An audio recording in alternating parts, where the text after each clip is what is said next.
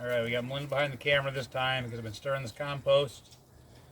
Put it on camera, or put it on Facebook yesterday, showed, and Instagram, showing this large pile we built. It was over here, and how it gotten up to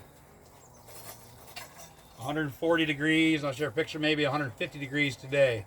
Once we get up to that 160 to 165, it starts to ammoniify in there, turning white inside, different form of nitrogen. So patches within there had already gotten to that as I've been stirring it. I've looked at those, not much of it. So it's a good thing I've stirred it. Some people did say just stick the pitchfork into it and aerate it. I did that a little bit, but just not enough. It's too big of a pile. But on top of that, I love showing this pile because just how, well, the method I use, how we can see this small pile left over there. I've taken the outside of this pile, the entire outside of this pile, all the way around it, and made it the center of the new pile.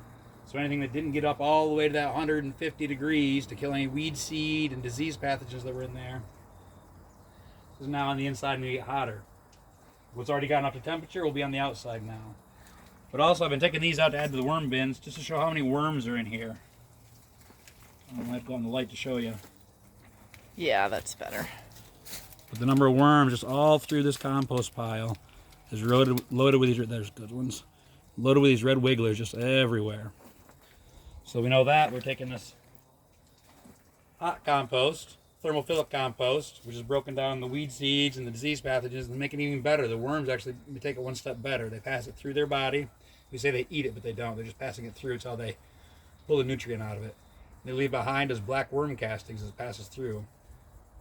Doing that, it leaves the humus in it. And the humus is the glue of the soil. That's why we have black gold earthworm castings buying a small bag for $10 or $15. We have a giant compost pile full. I almost have my red wiggler bins inside. I've showed with the holes in them where they crawl through for kitchen scraps. But I used to store those on top of this, and so the worms have migrated into there. And now even our hot compost is right full of them. And you can see they migrate to the outside when it gets too hot and migrate back in as it cools, just making that compost that much better. So that's a little bit on hot compost today. I'm George, Phat Ninja Food Forest. Change is better than holiday.